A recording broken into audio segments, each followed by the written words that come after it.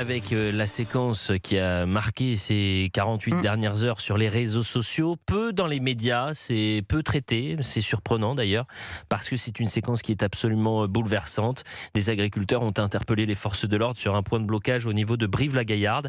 Ça se passe en Corrèze et ils vont mettre un genou à terre, ils vont interpeller les gendarmes et chanter la Marseillaise. Écoutez, parce qu'il y a tout dans cette séquence, il y a tout le mal-être des agriculteurs.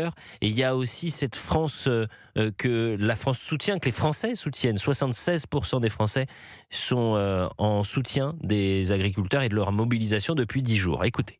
Et les gars, est-ce que vous vous rendez compte de la gravité que nous avons fait, puis nos collègues en arrière? Nous, on n'ira pas à l'affrontement. Et quand l'État commence à taper les gens s'il est nourri, c'est grâce. Alors nous, on va se mettre aujourd'hui un genou à terre et on va vous chanter la Marseillaise. Parce que nous, on est fiers de notre pays, on est fiers de notre France, on est fiers de notre gendarmerie, on est fiers de notre police et on est fiers de nos agriculteurs et de notre agriculture. Alors, les genoux à terre.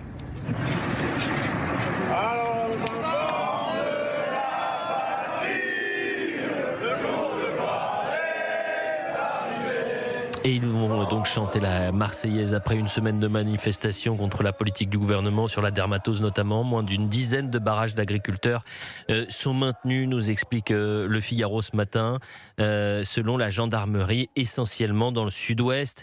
Et on va dans le sud-ouest écouter des agriculteurs qui ont réagi à cette séquence qui s'est passée à Brive-la-Gaillarde. Et là, on va direction Carbone, à côté de Narbonne. Le symbole est joli. Voilà, ils se sont retirés, si j'ai bien compris, mais avec les honneurs. Les honneurs, voilà, c'est les honneurs. Ils ont chanté la Marseillaise de genoux à terre, et puis après, ils se sont retirés. Moi, je trouve que c'est une jolie image. Déjà, la Marseillaise, ça fait tout le temps chaud au cœur quand on est français. Donc voilà, moi, c'est un rythme, enfin voilà, ça me fait quiller les poils sur les bras quand je l'entends, on va dire, quand on le chante. Ça m'inspire un peu, je te le dis franchement, parce que tu sais que nous, ici, on est un mouvement, on ne va pas tout casser, on brûle rien. On ne veut rien dégrader, donc on y réfléchit un peu à la sortie. J'espère qu'il y aura une sortie favorable sans avoir besoin de faire ça. Et Carbone qui est situé sur une commune, sur la 64, l'autoroute A64, au sud de Toulouse. L'accord commercial avec le Mercosur est reporté de 3 semaines. Report qui a été accepté, toléré par l'Europe, grâce notamment à la pression exercée par la France et l'Italie. Emmanuel Macron qui s'en est d'ailleurs félicité, mais le jour même, vous aviez l'Allemagne qui disait la question n'est pas de savoir si, mais quand le Mercosur sera ratifié. Les agriculteurs passeront-ils Noël sur les ronds-points? Voyez le reportage de notre envoyé spécial sur place dans le sud-ouest avec Wilfried de Villers. Jérôme Bail et ses compagnons des Ultras bloquent depuis plus d'une semaine un tronçon de l'A64 au sud de Toulouse.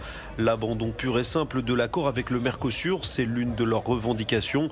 Mais l'éleveur ne se fait guère d'illusions. Ils veulent simplement le reporter. Ils ont vu que la colère a monté, donc ils veulent faire croire qu'ils ne vont pas le signer, mais on sait qu'ils le signeront. On parle de concurrence déloyale. Nous, on est prêts à se battre avec tout le monde. Mais si on se bat à même niveau. Si certains agriculteurs tentent de négocier la mise en place de mesures miroirs dans la future mouture de l'accord, en clair exiger les mêmes normes de production pour tous, Jérôme Bail n'y croit plus. Entre le sud de la France et le nord de la France, on n'a déjà pas les mêmes normes. Alors je ne te parle pas en Europe et je t'imagine même pas dans tout le monde et avec cet accord du Mercosur. De son côté, Guillaume, lui, espère un blocage de l'accord dans la durée ou du moins un nouveau report. Il va falloir continuer de mettre la pression sur le gouvernement français, mais sur aussi les autres gouvernements qui ont commencé à varier, donc peut-être l'Italie. C'est sûr que là, pour le coup, l'Europe maintient son agenda et s'il y a une minorité de blocage, tant mieux. Dans cet accord avec le Mercosur, la France se donne donc 3 semaines pour négocier d'autres mesures de protection. Et un dernier témoignage, cette fois-ci d'un agriculteur qui nous explique qu'il préférerait bien sûr passer Noël chez lui. Agnès Genevard, oui d'accord, il faut faire une trêve pour Noël, mais nous on n'en a jamais de trêve. Nous on bosse tous les jours de l'année de ça, on a des bêtes, trucs. Et si on doit passer le réveillon sur le rond-point, moi aussi, je serais content de passer le réveillon en famille. Moi j'ai mes 2 enfants qui sont là, je serais très content de passer le réveillon autour d'une table à la maison. Mais bon, c'est comme ça. On est à bout, on ne nous écoute pas. Il y a des annonces, mais nous depuis le début, ce qu'on demande c'est l'arrêt de l'abattage total. Et le problème c'est que pour l'instant on n'a pas d'avancée sur ça. C'est pour ça qu'on se doit d'être encore ici aujourd'hui. Voilà pour toutes les déclarations et les informations concernant la colère agricole en ce dimanche midi.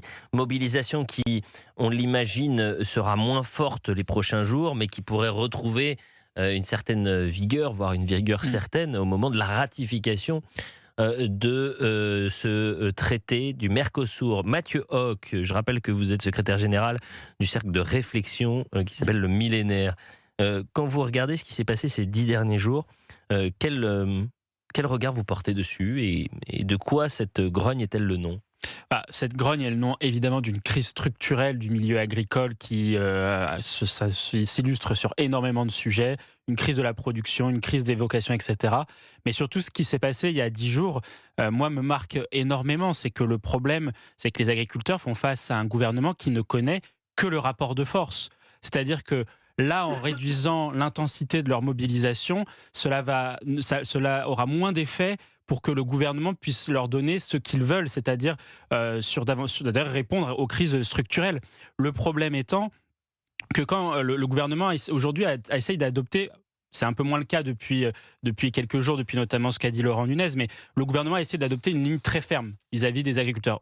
D'ailleurs, même Maud Bréjon, porte-parole, disait on ne tolérera aucun blocage supplémentaire, considérant quasiment que les agriculteurs étaient comme les bloqueurs de la SNCF, par exemple. Mais les bloqueurs de la SNCF, ils font des grèves tous les ans depuis plus de 50 ans. Voilà. 1947. Ce n'est pas le cas des agriculteurs. Le problème étant, comme je le disais, que ce gouvernement ne tolère que le rapport de force. Il se couche à chaque fois, soit face à la SNCF, il se couche face aux émeutiers lorsqu'ils brûlent, etc. Or, les agriculteurs disent justement la chose suivante. Nous, on ne brûle pas, nous, on ne casse pas, nous, on respecte les gendarmes, on respecte la police, on respecte notre pays, on l'aime. Et malheureusement, pour eux, je pense que cette méthode d'action ne permettra pas d'obtenir quelque chose de ce gouvernement. Déjà, ils ont le soutien massif des Français. Et malgré le soutien massif des Français. Il faut aussi préciser que certes, il y a une présence de forces de l'ordre lorsqu'ils sont mobilisés sur les autoroutes ou sur les ronds-points, mais c'est aussi pour sécuriser les mobilisations que le ministre de l'Intérieur, Laurent Nunez, a envoyé une note à tous les préfets après la polémique autour de ce face-à-face entre blindés et agriculteurs en Ariège il y a 10 jours. Et cette note appelait à la souplesse, à l'écoute, à ne pas intervenir violemment face aux agriculteurs. Et à travers le face-à-face que vous avez entendu, ce genou à terre des agriculteurs en Corrèze et des gendarmes qui étaient présents, c'est de corps de métier qui ne font qu'un dans le cœur des Français, Eric Revel. Les gendarmes sont adorés par les Français, les agriculteurs également. Donc de voir les gendarmes présents, mais surtout les agriculteurs avec un genou à terre, mais vous avez envie de pleurer en fait. Mais comment on en est arrivé là ? Et c'est la question que je vous pose d'ailleurs. On a même entendu des agriculteurs expliquer qu'ils avaient des cousins ou des membres de leur famille qui faisaient partie des forces de l'ordre, de la gendarmerie. Donc vous avez raison, ce face-à-face résume tout. Le fait de voir nos agriculteurs, et j'aimerais le dire, qui affichent une dignité incroyable, qui force l'admiration, mettre un genou à terre, c'est l'image, Elliot, de la position de l'agriculture française aujourd'hui. Elle a un genou à terre. On sacrifie nos agriculteurs dans les campagnes. Or, qui s'occupe des prés, qui s'occupe des montagnes, qui donne, et on s'en réjouit souvent, à notre gastronomie française des lettres de noblesse, ce sont les productions de nos agriculteurs. Ce sera jamais le bœuf argentin. En réalité, je pense qu'on est en train de sacrifier l'agriculture. En fait, on n'a pas tiré les leçons de la mondialisation qu'on nous annonçait heureuse pour l'industrie. On a vidé nos villes ou les abords d'une partie non négligeable de nos entreprises, de nos sites de production. Eh bien, ces accords de libre-échange, même s'ils sont parfois bénéfiques, sont en train de vider l'agriculture française au profit d'autres agricultures. Comment on est arrivé là ? Parce qu'on a des mondialistes à la tête de l'Union européenne. Madame van der Leyen l'a très bien compris, cette formule de De Gaulle. Les États n'ont pas d'amis, n'ont que des intérêts. Et si vous regardez ce qu'on exportera grâce au Mercosur, s'il est signé le 12 janvier, vous verrez qu'il y a beaucoup de machines-outils, vous verrez qu'il y a beaucoup de voitures.